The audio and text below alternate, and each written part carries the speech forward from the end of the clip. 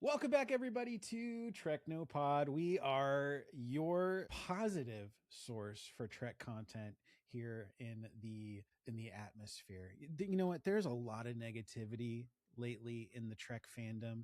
I don't know where they're all coming from, but they're coming out of the woodworks, and they've got nothing but kind of nasty stuff to say about Starfleet Academy. And I don't know, but here at Treknopod, we kind of feel like we want to be beacons of positivity in the fandom. And with that in mind, we're going to kind of change our approach. Not that we haven't really been this way already, but I think we're going to kind of lean a little bit more into it so that we can inject more positivity into the fandom. But we're going to focus our review today on episode 7 of Starfleet Academy in a positive way. So only speaking to the things that we really enjoyed. If we have any nitpick gripes, we need to be mindful of how we share them so that we are considerate of everyone that went into making these episodes, all the actors, the cast, the crew. There's a lot of people involved, and they work really hard to make stuff for us to enjoy.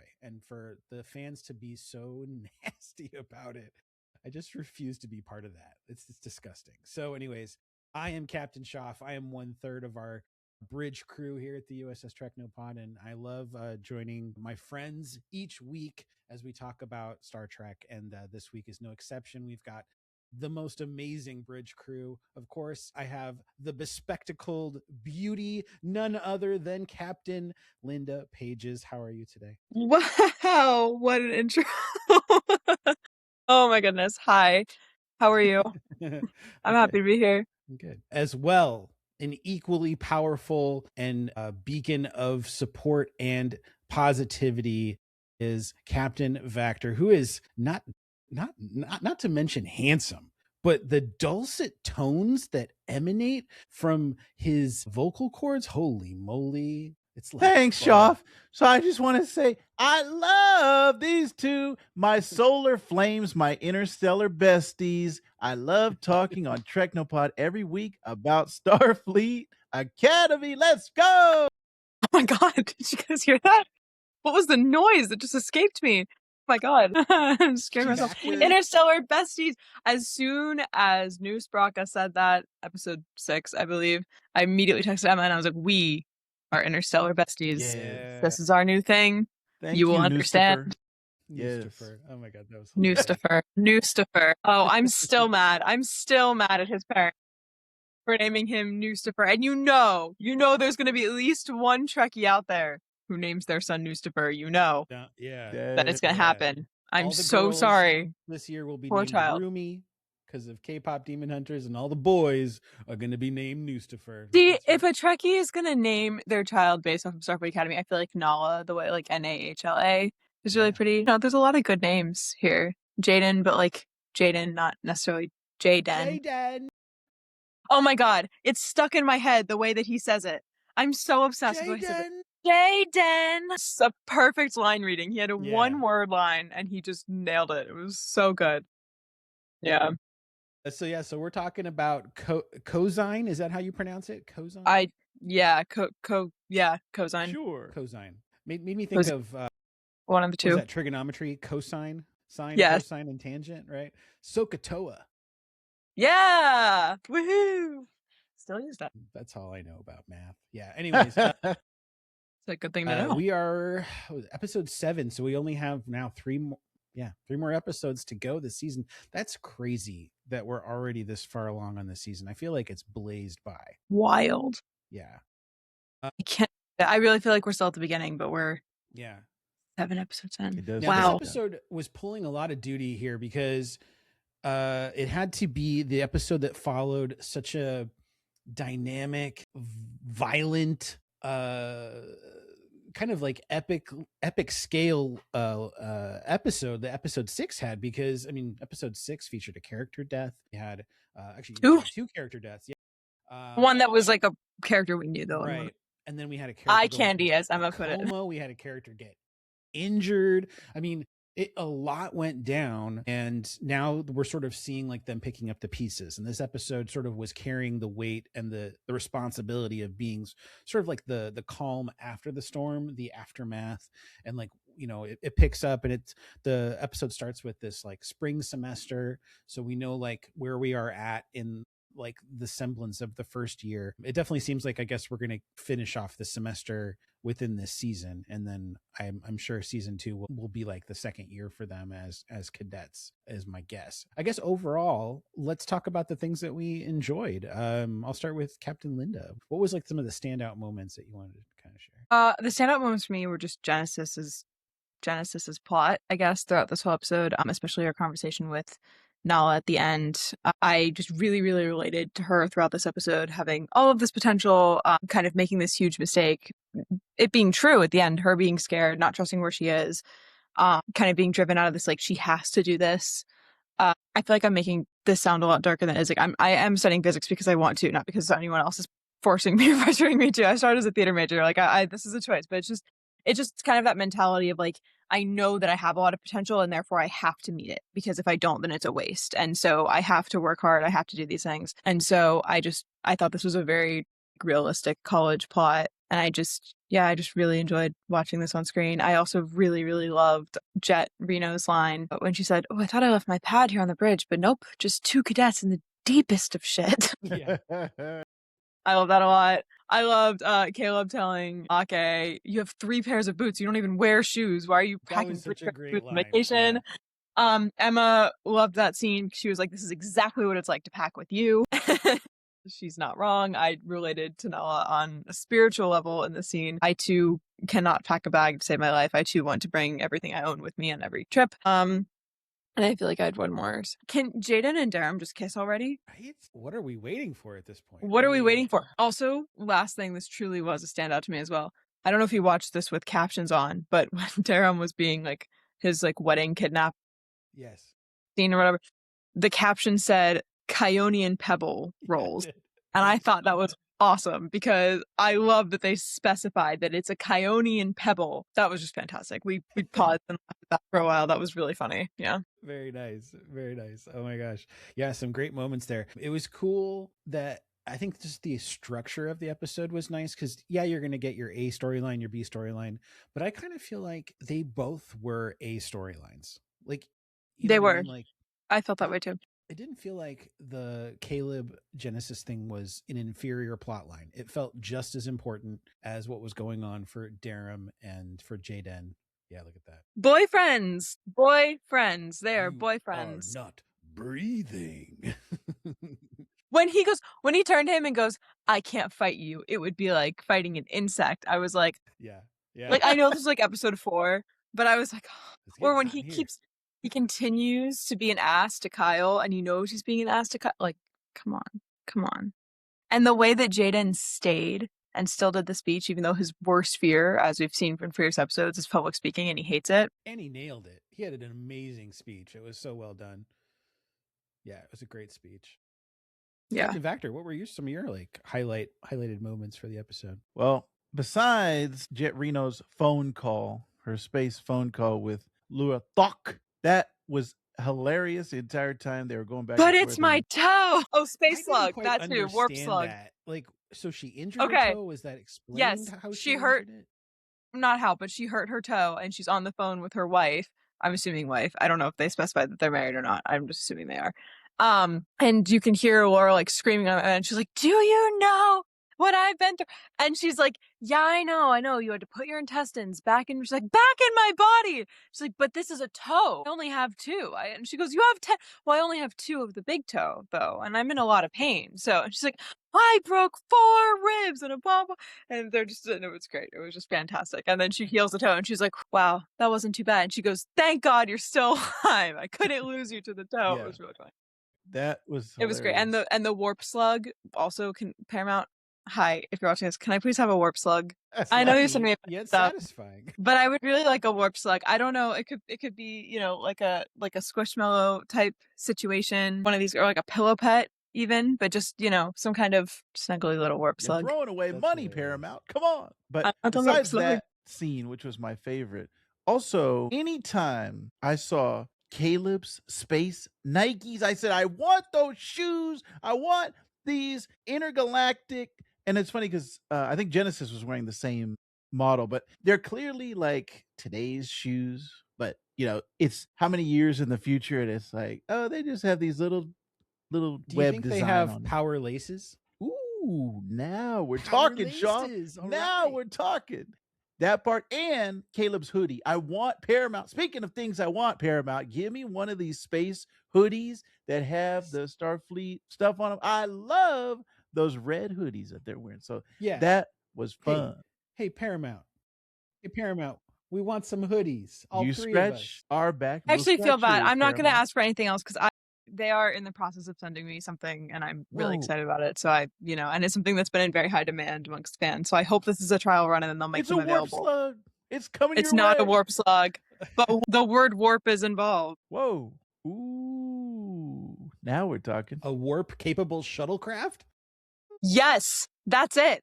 So they actually had an issue with Rollins with sending it here because they're like, hey, we don't have enough space for a shuttlecraft. So we're sending it like piece by piece. And then I'm going to start an independent study over the summer and I'm going to like get a group of people together and we're going to build the warp shuttle. So I'm really excited. I love it. This feels like Tom Paris and the Delta Flyer. That's awesome.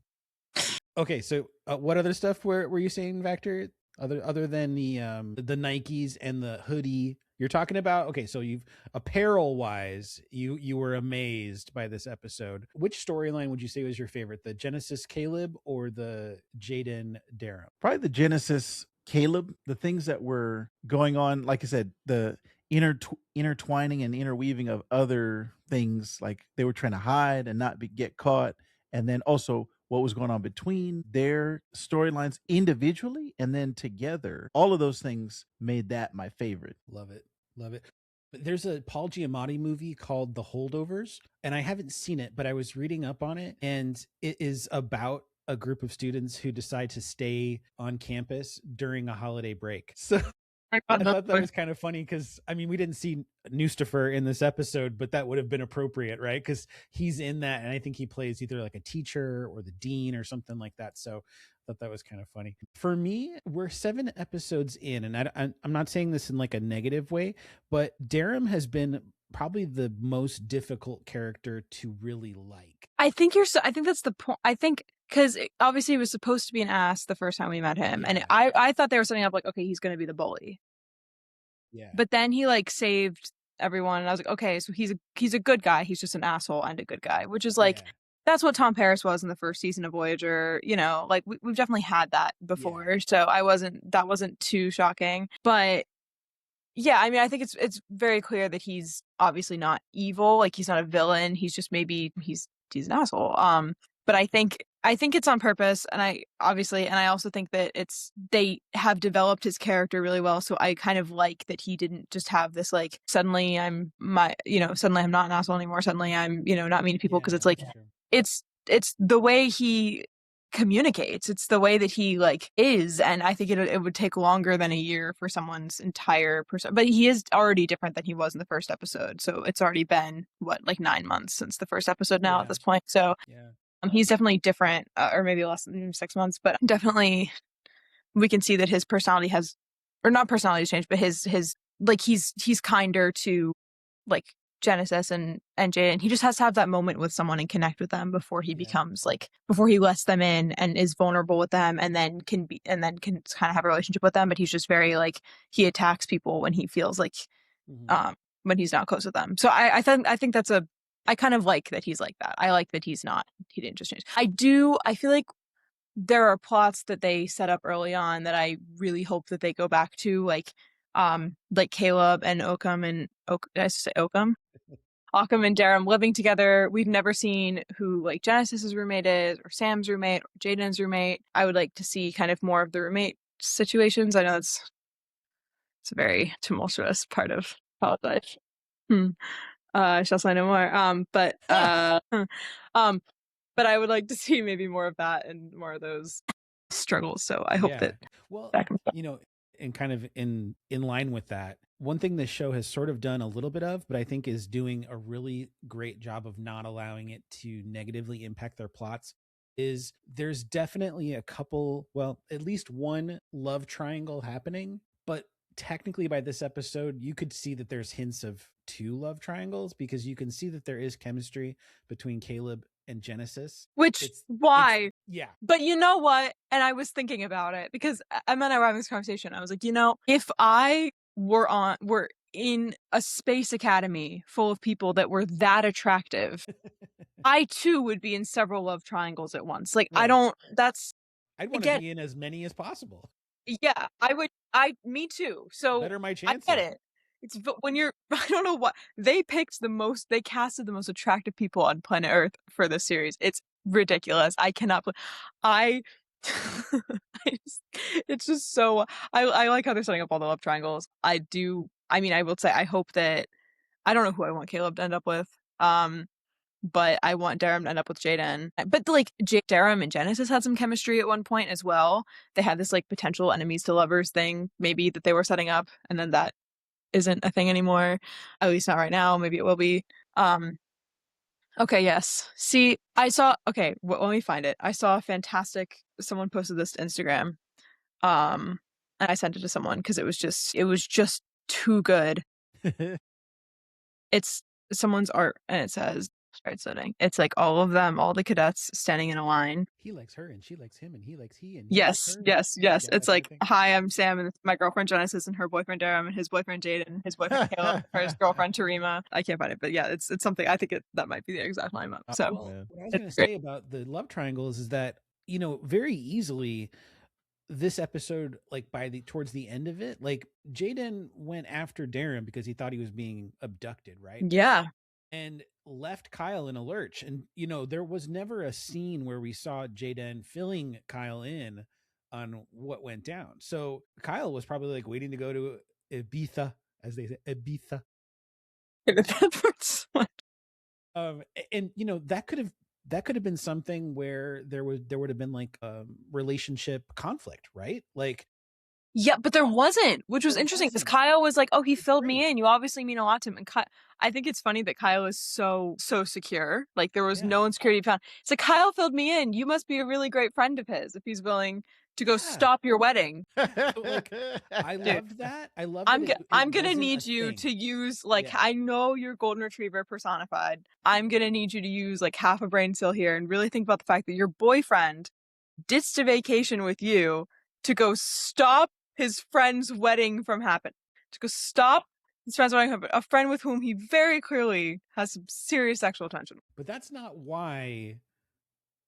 Well, I know, but portal. But that's still what do you like? Oh, well, I thought he was being kidnapped. But then I got there and he was actually getting married, and I was about to leave, and then realized I had to give this toast for him, and everyone had to know the real him. And then I ended up stopping his wedding because I didn't want him to go through with it. And it's like, if my partner said that to me, I'd be like, we should have a longer conversation about this, maybe. Like, this should be something we should discuss more. Like, are we now a throuple? Like, what's going on here? Like, we introduce someone new to our relationship here. Like, so. But like, even with, granted, we didn't see Torema at all in this episode because she's back on Beta Z, but we got to see what, the chemistry sort of unfold a little bit more with Caleb and Genesis. But at the same time, by the end of the episode, it wasn't them like making a move on each other. It was Genesis being like, you got to reach out to Torema. Like, like, send her a message, give her a call, like, do it right now. Just send it. But she said something about like, you haven't blown your shot yet. And he goes, well, I almost did. It was, I forget exactly what was said, but yeah. And they have this moment where they're just staring into each other's eyes. And I was like, yeah. I mean, if I was across from Genesis with those eyebrows, I probably would have a moment. You and Emma with the eyebrows. I mean, I agree. They look great. They do. Yeah. Yeah. I like when they have her in like the sparkly makeup. Yeah. And her hair down, it was really pretty. I really like her hair down. It's really gorgeous. Yeah. Looks really good. I just want to be Genesis, actually.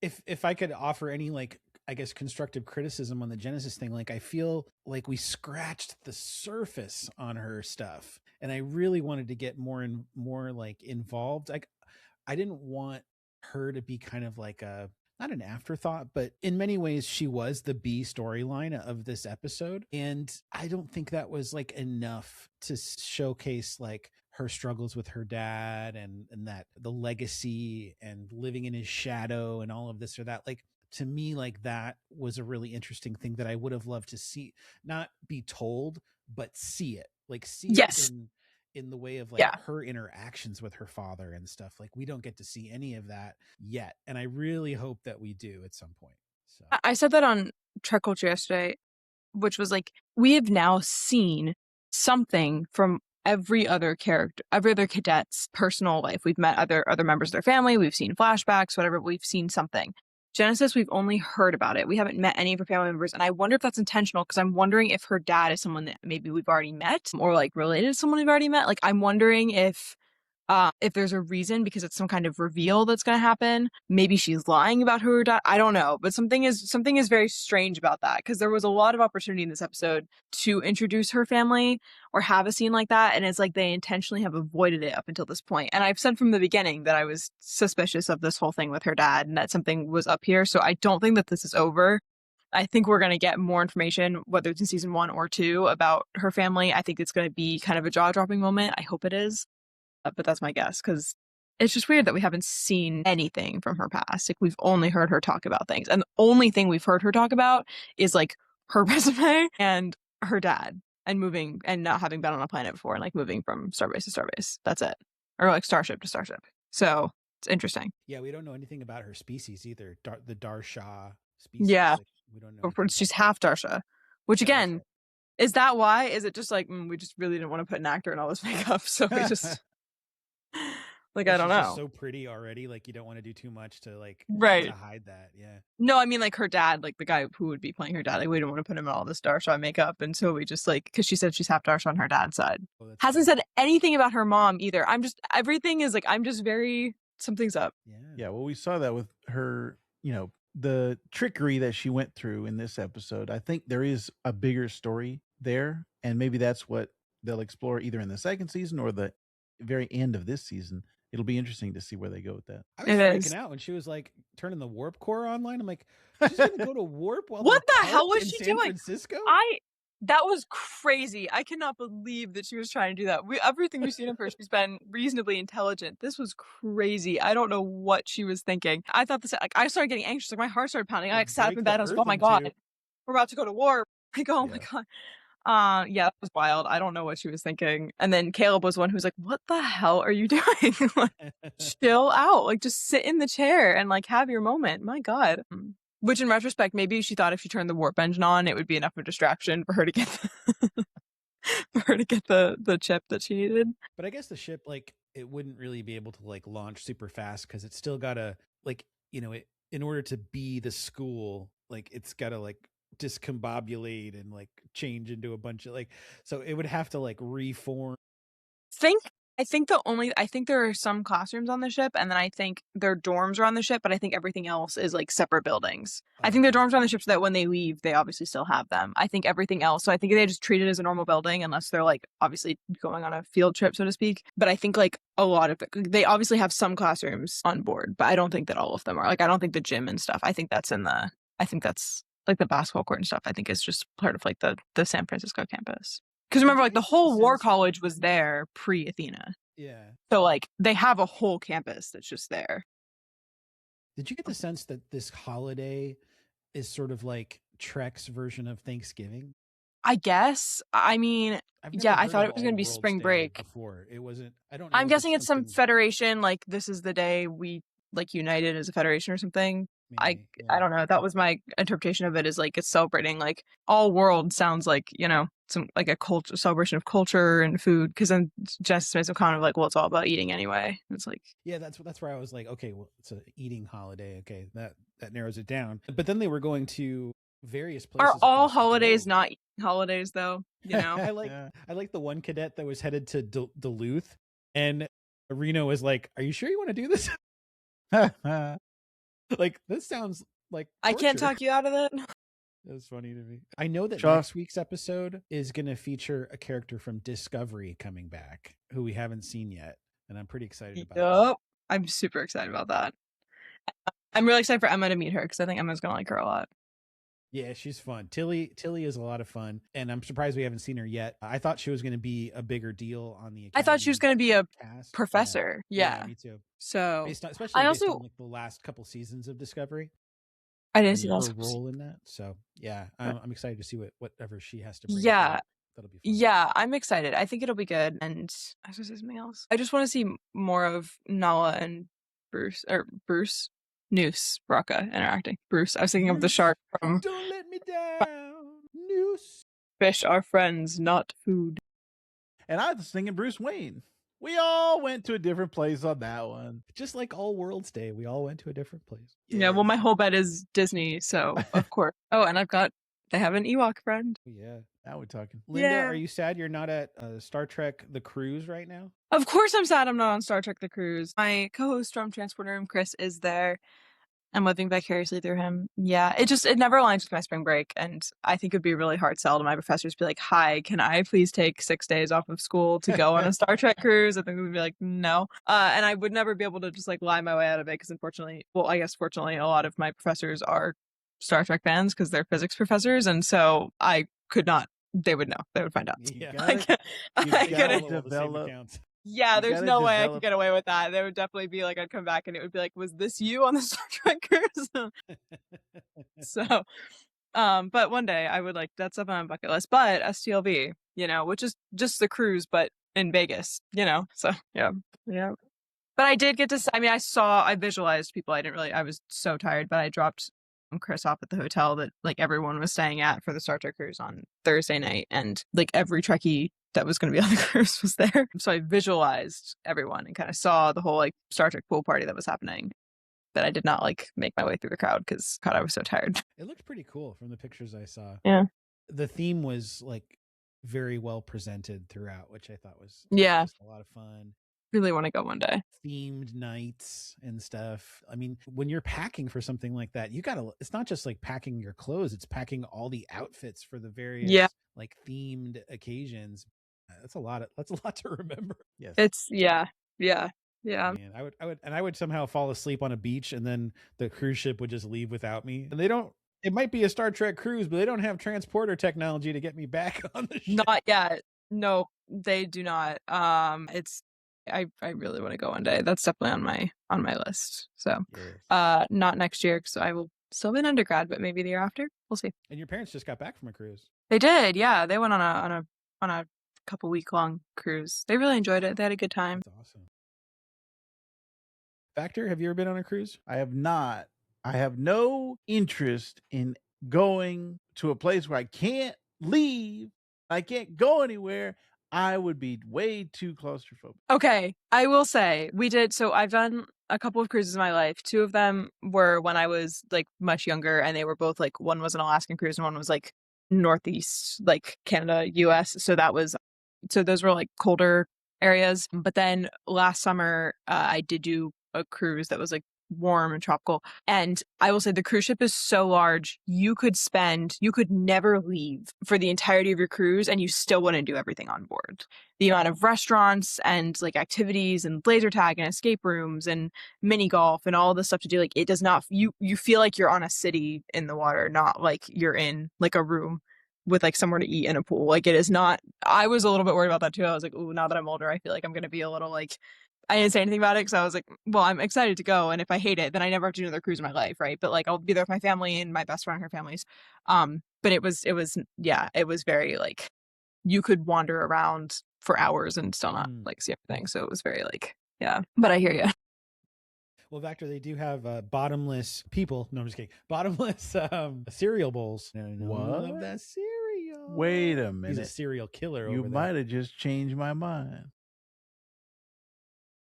And when you go to dinner, they have like the appetizers. They give you a menu with appetizers, entrees, and desserts, and then you can pick as many as you want of any of them or all of them, and they'll just bring them, and it's no extra charge. Like you just like get them. So one night, like I literally got 2 appetizers, 2 entrees, and 3 desserts because I could, because I wanted to try them. Yeah. So if you want to decide between 2 things, you just get them both. Like, wow, the lobster and the steak and the chicken parm all look really good. Can I just have one each?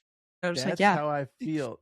Every time I go to a buffet, I say, I'm going to have one of everything. That's what. On this and then we got menu. home, and I was like, I get 1 piece of chicken for dinner, like just the chicken and the side, and that's it. Like I don't get a lobster tail and a steak as well. Like I'm being starved. Like this is awful. This is like your maitre d'. My parents and I were both like, wait, we have to like order the food or like make it. It won't just like be here waiting for us. We can't just go get pizza at 2 a.m. because we feel like it. There's like, what do you mean? Like, what do you mean we have to like feed ourselves? What is this? What's the soup du jour? It's the soup of the day. That sounds nice. I'll have that. I like how you translated soup du jour. Soup of the day for you common folk at home that don't speak French. It's the soup du jour. Yeah, so we got 3 more episodes to go and another season. And gosh, I hope more than that. I really do. If the negative fans have their way, Academy will end after season 2, but I really hope that's not the case. I will say our dear friend of the pod, Kareem Diane. Did I pronounce that right, Linda? I've never actually heard him say his name. I think so. I think it's Diane. I actually have no idea. Well, look, I don't know. I've never heard him say it. I'm now realizing I've been reading it as Diane, but I guess like it does have the thing, so I have no idea. I don't know actually. Sorry, Kareem. I'm pretty sure it's fancier than Diane. Yeah. I did see. I don't know if you guys follow Positively Geeky on TikTok, but I love him, and he made a TikTok the other day that I sent him, but it was like, "What do you call a gay Klingon?" His name, you homophobic piece of shit. Yeah. I said it to him. He didn't think that was funny. I love that. That's so good. Anyways, he made like a post about just being so grateful for the experience and you know that there's essentially going to be 20 hours of content related to these characters and everything and the hope for more. And I really do hope that this show that you know people get over themselves and give it a chance, because it really is a fun, really enjoyable show. And I know it's not for everybody because of the demographics that it's kind of like aiming for, but that's okay. Like it doesn't have to be for everyone. It's okay. Star Trek Scouts isn't for everyone. Star Trek Prodigy is not for everyone. Like these are shows that they made that were targeting a specific age group, because truthfully, everyone's like, we want old Trek back. Well, you're not watching it enough, because if that was still gonna do well in today's day and age, then they would be making it. But the truth of the matter is, my generation isn't watching old Trek, really. I am. There are a handful of people who are, but as a whole, they're not watching it. So they need to make something that's going to appeal to our generation, or Star Trek's just going to be over. And nobody wants that. So I don't understand what's so hard about that for people to grasp. I will say I have seen, and this is true, so I really hope that it continues to be true, but I think it was Kurtzman that said in an interview, like, Academy has the potential to be like one of the longest running Star Trek shows, because they could just keep cycling through cadets. And so they have at least a 4-year plan ready to go, because it's like, yeah, I mean, this is like these cadets time at the Academy. But it's also interesting because it's like it has the potential, and I don't know if they will do this, but everyone right now should be a freshman because it's the first class back.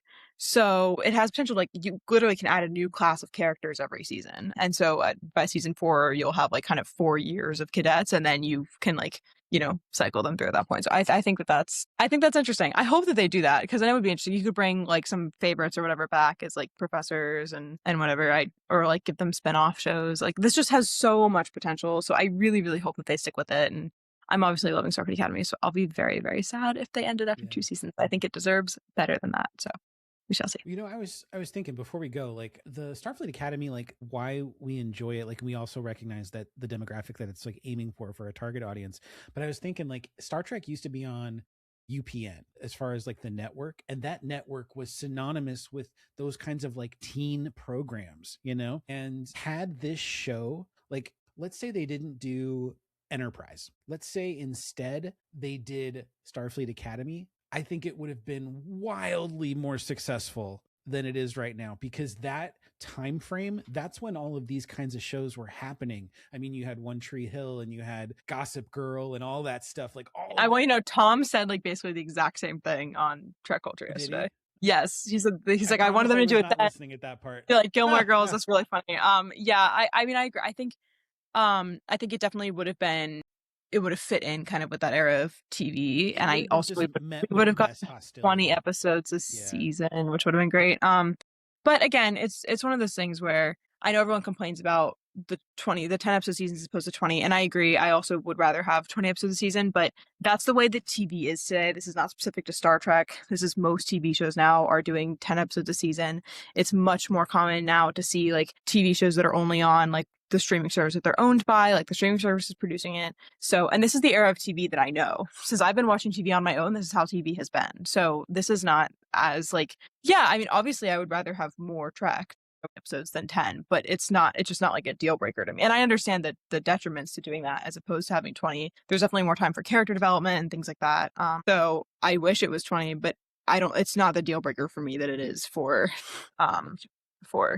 seems like a lot of other viewers. But yeah, I think it would have been really cool to do a Starfleet Academy show then. And like extra episodes means either a bigger budget or you have to spread the budget thinner across, a longer season. And I think like a visual effects heavy show like Starfleet Academy, or really any Trek show, whenever they had really long seasons, they had those bottle episodes where, it was a lot of reused sets, or, everything was very contained and you could tell, and therefore like the budget was used so minimally on some of those episodes. And I think like we're in a place right now where TV has to be a spectacle, like it's really got to grab us, and therefore the budget gets spent towards that level of quality that you expect. And Starfleet Academy looks polished as hell. So the visual effects look amazing on the show, and everything looks really, really great. And the sets are so huge. Cool. The costumes. Have you seen the actual photos of them? Oh my goodness, it's amazing. Yeah. Oh my god, it's so cool. Apparently, I just want to go explore.